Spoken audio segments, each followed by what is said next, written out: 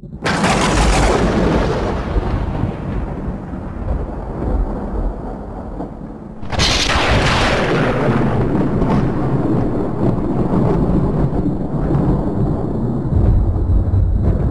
this is Cody Stahl. And this is Aaron. Thank you for dropping in and checking out Nerdcast, brought to you by Nerdcore Comics. Today, we're going to be discussing the new Phase 4 announcement. We got the Phase 4 stuff that dropped at San Diego Comic-Con. I don't know, we got a lot of news and a lot of things to break down. So Cody, I'm curious what you think. I was surprised, to be perfectly honest. I didn't think, I was actually kind of like exhausted before even hearing that they were going to like lay it out. And then they dropped it, and I see they have all of Phase 4 planned like within 2 years, and I was blown away. I was like, woof, we're gonna fly through this. Obviously they overlap it with a TV show, so I was like, that's a little bit better. But I was surprised. They're like, man, they're gonna stretch it out for another 10 years. I don't have enough time on the planet until we get Phase 6. So yeah, I was surprised that it was only, I guess, 2 years, because the last phases lasted longer than that. I remember I like barely had my driver's license when this whole thing started. Now it's like we're a whole way down to here, and it's crazy. But yeah, as you said, they dropped it all, and we have them like in a linear order, starting from Black Widow, whole way down to Thor: Love and Thunder, which is bringing us up to 2021. So, do you want to get started jumping into Black Widow? I know this is going to be kind of like a prequel of sorts. It's technically supposed to be taking place before Endgame, I think. That period of time, because that was a little bit of time there, so it's enough to do something. Plus, they harken back to some other things. Like she was already talking about, she had the red ledger. This is basically, I think this is where like she hardcore hits on that, like some of the things she's done, her upbringing a little, because really we only got like bits and pieces. Because if you go back to comics, I mean, I'm pretty sure, I think it was like the Winter Soldier actually like trained her at periods of time. Like they knew each other, or like knew of each other. Oh, it's not really in the comics. Yeah, like in the Red Room, yeah. So it's like, and she like learned all that kind of stuff.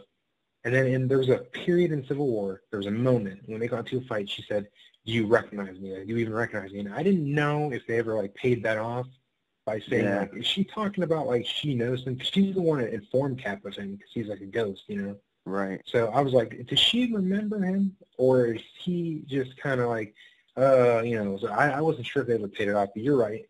Yeah, I mean, they could paint it either way, actually. They're pretty good at like going back and retconning stuff for the movie, so I mean they could definitely go that route, and that would work. That would be kind of cool, because it's funny when you say that. I remember watching that part, and I felt like there was like a deeper meaning to that, but that was glossed over, and then it was like an action scene. I think it was when they were fighting, right? So I mean, the next thing I thought, it was Tony Stark like hand caught that bullet with his like little Iron Man watch, and he was like super excited about like that he did it. He was like, oh man, it worked.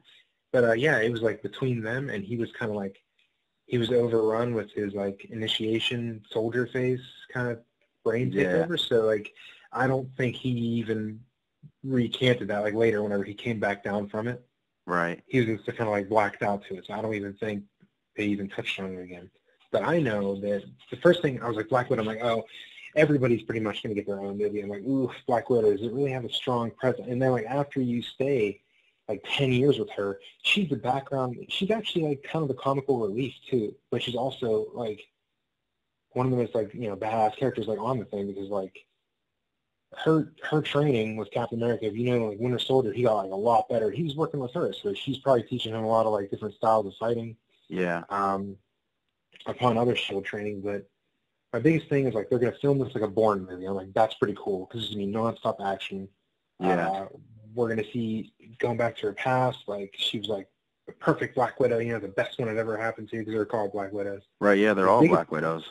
Yeah, because there's more than one. Kind of like there's the Winter Soldiers. They show like a bunch of them, like immediately ruin that possible awesome plot. So do you think the new one is going to take over her role as Black Widow in the MCU? I keep thinking that, like, what's her name, Elena? Oh, yeah, I know. She was like more of like a sister to her, I guess.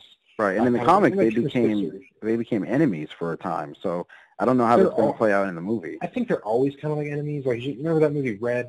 Like, yeah. Like he shows up and he's like, last time I saw you, you were trying to kill me, but they're like friends. I think it's how it is. It's just like just how the game is between them. It's kind of like they don't take it seriously if like someone tries to stab each other. Right. I don't know, but you're right.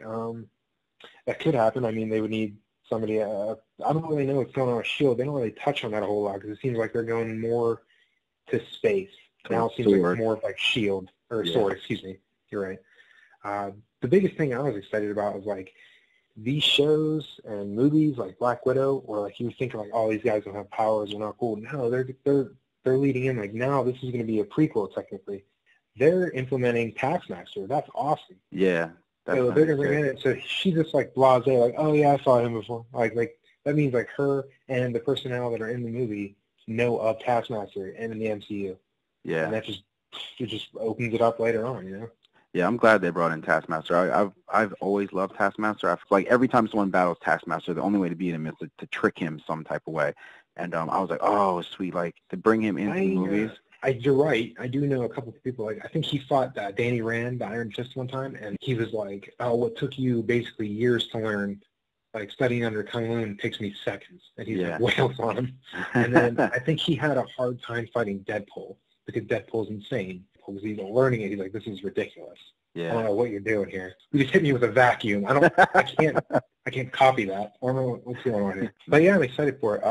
Another big one from Black Widow. We're getting Red Guardian, which is Russian Captain America. Yeah. Now, so me loving Cap and like all the different variations of Cap, I've actually never heard of Red Guardian. And then I found out that David Harbour's playing him, and I just started Stranger Things within the last weeks. I think it's funny because I think there's a couple of people who took up the mantle of Red Guardian, but I know that Alexei is the one they're doing, and I thought it was funny because I just finished Stranger Things as well, and I was like, that's kind of funny. But yeah, that's Black Widow. I was actually really excited about it after I learned all that. I'm like, oh man, and they're going to pay off Budapest finally because I'm tired of hearing about that over 10 years now.